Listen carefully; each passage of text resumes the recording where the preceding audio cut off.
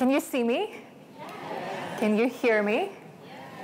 This is amazing. No, this is exciting. I know it's a hologram, but please close your eyes. I promise to you, it's worth it. Right, you're qualified because you are worth it. Imperial College has such a high bar, coding in front of a computer, coding in C++. So I got close to the security because of this thing. But yes, I used to be this person. I now work for Google, for the assistant team. Because I think as much as I would still really... This is like our window to the world, if you like. It's about making our business school more open to the world and about taking our business school to the world. So through holograms, we can bring in lecturers from across the globe, and they can appear in front of our students in a realistic manner. That's the key. So we could use alternative webinar software, but we believe the hologram brings something different, that sense of presence. So we're really hoping that this technology will bring the outside world into our classes and also enable us to take our faculty across the globe. You can be a program manager. You can work in partnerships. You can be a data analyst, a data scientist. I used to be shy, and now I'm here talking to you because everyone in my life when I was studying encouraged me to be ambitious. But then someone talked to me about Imperial College London and about a master's in computing science. I actually can see a future where all product development, everything is going to happen. We're essentially projecting onto a screen we're hiding from the audience. And that's really it. But the trick is to make it as believable as possible. We're presenting a 2D image as a 3D image. And the iris is flat. So we see everything in 2D, our brain changes it to 3D. So we're doing exactly the same trick. We're presenting a 2D image, but with depth of field and a really good vision. Our brain just changes it to 3D. Underlying how clothes were made and mass production processes. And we discovered that a lot of sizes were based off of even in the arts, even in grand opera. From there, I went to business school, and I met a friend who was... But we built an algorithm for a new approach to sizing, and we launched this company and got venture backing at Pixar Studios.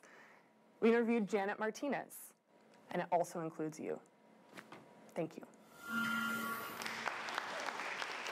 What we want to do in the big scale of things, and how Imperial are really grasping this right at the, sort of the dawn of our industry, is they're going to be putting this all around the world into different colleges, into universities, business schools, maybe political, into industry, and we create a network. And that means that they can connect with anyone, at any time, any place. And, well, you can see how network will create their own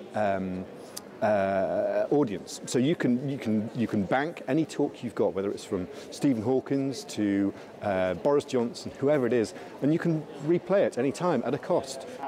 About 8 years ago, co-founded a company called Orchard Platform, raised close to $60 million for that venture. I really am of the opinion that if we're trying to build things that have never been done before... I think we can have 3 different roles. One is to have faculty teaching at several places in the same times, because with time differences, for example, Asian students, it's not so easy to catch up a lecture in the US, for example.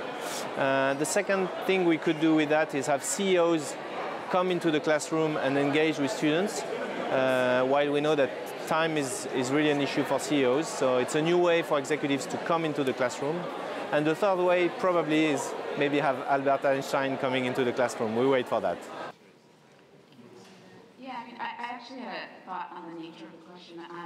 I think it's such an interesting question, it never gets asked, and I like it a lot because I think each of us has such personal biases about what we studied and what we're doing. And I think it's really important to understand context and personal journeys. I think I wouldn't like, for example, online lectures because there's a lack of interaction.